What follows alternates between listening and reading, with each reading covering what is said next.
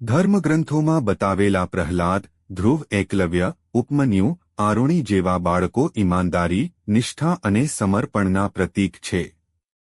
6 વર્ષ પહેલા ધર્મગ્રંથોમાં બતાવેલા પ્રહલાદ, ધ્રુવ, એકલવ્ય, ઉપમન્યુ, આરુણી જેવા બાળકો ઈમાનદારી, નિષ્ઠા અને સમર્પણના પ્રતીક છે.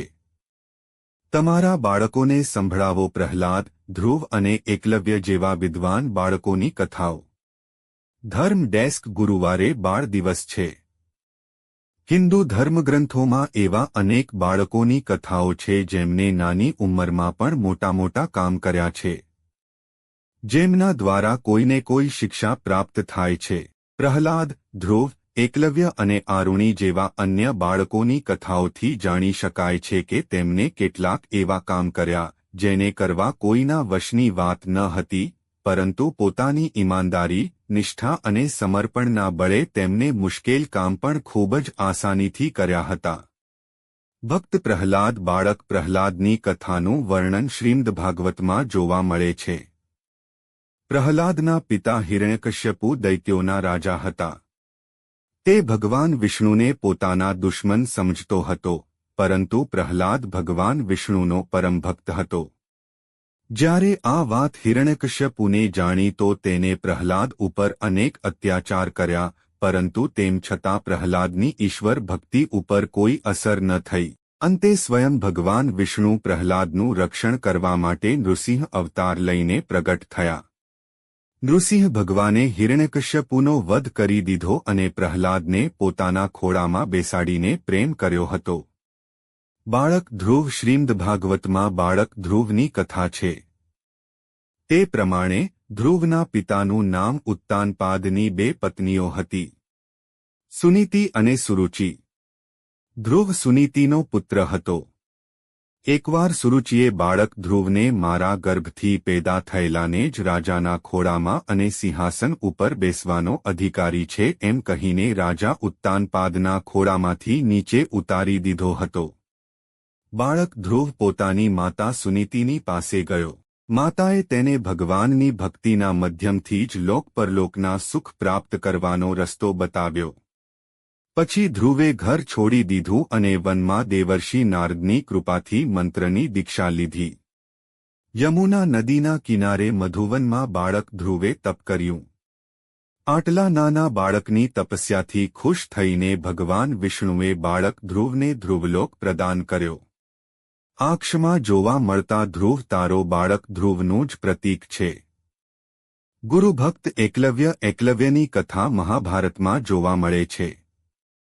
તે પ્રમાણે એકલવ્ય ગુરુ દ્રોણાચાર્યની પાસે ધનુર્વિદ્યા શીખવા ગયો હતો, પરંતુ રાજવંશનો ન હોવાને લીધે દ્રોણાચાર્યએ તેને ધનુર્વિદ્યા શીખવવાના ના પાડી દીધી હતી. ત્યારે એકલવ્યએ દ્રોણાચાર્યની એક મૂર્તિ બનાવીને તેને ગુરુ માનીને ધનુર્વિદ્યાનો અભ્યાસ કર્યો. એકવાર ગુરુ દ્રોણાચાર્યની સાથે બધા રાજકુમારો શિકાર માટે વનમાં ગયા. ત્યાં એકલવ્ય અભ્યાસ કરી રહ્યો હતો. અભ્યાસ દરમિયાન કૂતરો ભોંકતો હતો, જેથી તેને શાંત કરવા માટે એકલવ્યએ પોતાના બાણોથી કૂતરાનું મુખ બંધ કરી દીધું. જ્યારે દ્રોણાચાર્ય અને રાજકુમારોએ કૂતરાને જોયો તો એ ધનુર્ધરને શોધવા લાગ્યા, જેને આટલી કુશળતાથી બાણ ચલાવ્યા હતા. એકલવ્યને શોધ્યો ત્યારે દ્રોણાચાર્યએ તેને તેના ગુરુ વિશે પૂછ્યું. એકલવ્યએ કહ્યું તેને મૂર્તિ રૂપમાં દ્રોણાચાર્યને જ પોતાના ગુરુ માન્યા છે. ત્યારે ગુરુએ ગુરુદક્ષિણાના રૂપમાં એકલવ્ય પાસેથી જમણા હાથનો અંગૂઠો માંગી લીધો.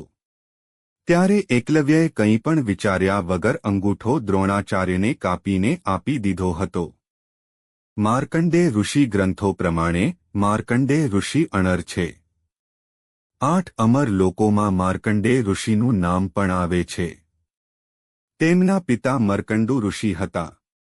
જ્યારે મર્કંડુ ઋષિને કોઈ સંતાન ન થયું તો તેમને ભગવાન શિવની તપસ્યા કરી અને શિવજી પાસે પુત્ર માંગ્યો.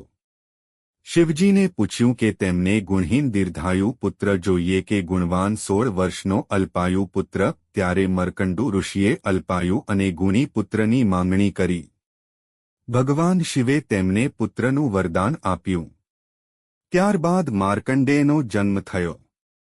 માર્કંડે 16 વર્ષના થતાની સાથે જ તેમને પોતાના મૃત્યુ વિશે જાણીને વિચલિત ન થયા અને શિવ ભક્તિમાં લીન થઈ ગયા.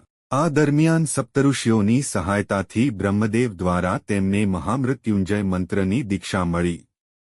આ મંત્રના પ્રભાવથી સ્વયં ભગવાન શિવ પ્રગટ થયા અને માર્કંડે ઋષિને યમરાજથી બચાવ્યા. ત્યારબાદ બાળક માર્કંડેયની ભક્તિ જોઈને ભગવાન શિવે તેમને અમર થવાનું વરદાન આપ્યું. ગુરુભક્ત ઉપમન્યુ મહાભારત પ્રમાણે ગુરુ આયોધૌમ્યના એક શિષ્યનું નામ ઉપમન્યુ હતું. એક દિવસ ગુરુએ તેને પૂછ્યું કે તું બીજા શિષ્યો કરતાં જાડો અને બળવાન દેખાઈ રહ્યો છે. શું ખાય છે? ત્યારે તેને જણાવ્યું કે હું ભિક્ષા માંગીને ભોજન ગ્રહણ કરું છું. ગુરુને કહ્યું કે મને પૂહ્યા વગર તારે ભિક્ષાનું અન્ન ગ્રહણ ન કરવું જોઈએ. ઉપમન્યુએ ગુરુજીની વાત માની લીધી. ત્યારબાદ ગુરુજીએ તેને બીજી વસ્તુઓ પણ ખાવા માટે ના પાડી દીધી. પછી એક દિવસ ભૂખ લાગી ત્યારે ઉપમન્યુએ આંકડાના પાન ખાઈ લીધા, જેનાથી તે આંધળો થઈ ગયો અને કૂવામાં પડી ગયો. ગુરુ પોતાના બીજા શિષ્યોની સાથે તેને શોધવા વનમાં ગયા. તે કૂવામાં મળ્યો તો ગુરુએ તેને પૂછ્યું કે તેને બધું સાચું જ કહી દીધું. પછી ગુરુ આયોધૌમ્યએ ઉપમન્યુને દેવતાઓના ચિકિત્સક અશ્વિની કુમારની સ્તુતિ કરવાનું કહ્યું. પ્રસન્ન થઈને અશ્વિની કુમારે ઉપમન્યુને સ્વસ્થ્ય થવા માટે એક ફળ આપ્યું, પરંતુ ઉપમન્યુએ પોતાના ગુરુની પૂહ્યા વગર ન ખાધું. ત્યારે પ્રસન્ન થઈને અશ્વિની કુમારે તેને પહેલાની જેમ જ સ્વસ્થ્ય થવાનું વરદાન આપ્યું, જેનાથી તેની આંખોની રોશની પાછી આવી અને તેને ગુરુના આશીર્વાદથી વેદ અને શાસ્ત્રોનું જ્ઞાન મળ્યું. ગુરુભક્ત આરુણી મહાભારતમાં જણાવ્યા પ્રમાણે આયોધૌમ્ય ઋષિના એક શિષ્યનું નામ આરુણી હતું. આરુણી પોતાના ગુરુની દરેક આજ્ઞાનું પાલન કરતો હતો. એક દિવસ ગુરુજીએ તેને ખેરની પાળ બાંધવા માટે મોકલ્યો. આરુણી ખેતર પર ગયો અને પાળ બાંધવાનો પ્રયાસ કરવા લાગ્યો. જ્યારે તે ખેતરની પાળ ન બાંધી શક્યો તો પોતે જ આડો પડી ગયો, જેથી પાણી ખેતરની અંદર ન આવી શકે. આરુણી આશ્રમમાં પાછો ન આવ્યો તો ગુરુ પોતાના બીજા શિષ્યોની સાથે ખેતર સુધી ગયા. તેમને આરુણીને શોધ્યો અને બૂમો પાડી ત્યારે આરુણી ઊભો થઈ ગયો. પછી જ્યારે પૂરી વાત ગુરુને જાણી તો આરુણીની ગુરુભક્તિ જોઈને ગુરુ આયોધૌમ્યએ બધા વેદ અને ધર્મશાસ્ત્રોનું જ્ઞાન જાણવાના આશીર્વાદ આપ્યા. પરમજ્ઞાની અષ્ટાવક્ર પ્રાચીનકાળમાં કહોડ નાના એક બ્રાહ્મણ અને તેમની પત્ની સુજાતા હતી. સુજાતા ગર્ભવતી થઈ. એક દિવસ જ્યારે કહોડ વેદપાઠ કરી રહ્યા હતા ત્યારે ગર્ભમાં રહેલો શિશુ બોલ્યો, પિતાજી, તમે જે વેદપાઠ કરો છો તે સારી રીતે નથી કરી રહ્યા. આ વાતે કહોડ ક્રોધિત થઈને બોલ્યા કે તું પેટમાં જ વાંકી ચૂકી વાતો કરે છે, એટલા માટે તું 8 જગ્યાએથી વાંકો પેદા થઈશ. થોડા દિવસ પછી કહોડ રાજા જનકને ત્યાં બંદી નામના વિદ્વાન સામે શાસ્ત્રાર્થમાં હારી ગયા. નિયમાનુસાર તેમે જળમાં ડૂબાડી દીધા. અષ્ટાવક્રનો જન્મ થયો તો તેની માતાએ તેને કંઈ જ ન બતાવ્યું. જ્યારે અષ્ટાવક્ર 12 વર્ષનો થયો ત્યારે તેને પિતા વિશે જાણ થઈ. અષ્ટાવક્ર પણ રાજાના દરબારમાં શાસ્ત્રાર્થ કરવા ગયો. ત્યાં અષ્ટાવક્ર અને તે વિદ્વાનની વચ્ચે શાસ્ત્રાર્થ થયો, જેમાં અષ્ટાવક્રએ તેને પરિચિત કર્યો. અષ્ટાવક્રએ કહ્યું કે નિયમાનુસાર બંદીને પણ જળમાં ડૂબાડી દેવો જોઈએ.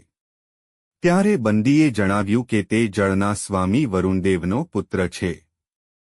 તેને જેટલા પણ વિદ્વાનોએ શાસ્ત્રાર્થમાં હરાવીને જળમાં ડૂબાડ્યા છે તે બધા વરુણલોકમાં છે. તે સમયે જળમાં ડૂબેલા બધા બ્રાહ્મણ ફરીથી બહાર આવી ગયા. અષ્ટાવક્રના પિતા કહોડ પણ જળમાંથી બહાર આવ્યા. અષ્ટાવક્ર વિશે જાણીને તેઓ ખૂબ જ પ્રસન્ન થયા અને પિતાના આશીર્વાદથી અષ્ટાવક્રનું શરીર સીધું થઈ ગયું. આસ્તિક મહાભારતમાં જણાવ્યા પ્રમાણે રાજા જન્મેન્જયને જાણ થઈ કે તેમના પિતાનું મૃત્યુ તક્ષક નાગ કરડવાને લીધે થયું હતું તો તેમને સર્પ યજ્ઞ કરવાનો નિર્ણય લીધો. તે યજ્ઞમાં દૂર દૂરથી ભયાનક સર્પ આવીને પડવા લાગ્યા. જ્યારે આ વાત નાગરાજ વાસુકીને જાણી તો તેમને આસ્તિકને આ યજ્ઞને રોકવા માટે નિવેદન કર્યું. કારણ કે આસ્તિકની માતા નાગરાજ વાસુકીની બહેન હતી. આસ્તિક જરત્કારુ ઋષિના સંતાન હતા. આસ્તિક યજ્ઞ સ્થળ પર જઈને જ્ઞાનની વાતો કરવા લાગ્યો, જેનાથી પ્રસન્ન થઈને રાજા જન્મેન્જયને આસ્તિકને વરદાન માંગવા કહ્યું. ત્યારે આસ્તિકે રાજાને સર્પ યજ્ઞ બંધ કરવા માટે વિનંતી કરી. રાજા જન્મેન્જયે પહેલા તો એમ કરવાની સ્પષ્ટ ના પાડી દીધી, પરંતુ પાછળથી ત્યાં ઉપસ્થિત બ્રાહ્મણોના કહેવાથી તેમને સર્પ યજ્ઞ રોકી દીધો અને આસ્તિકની પ્રશંસા કરી.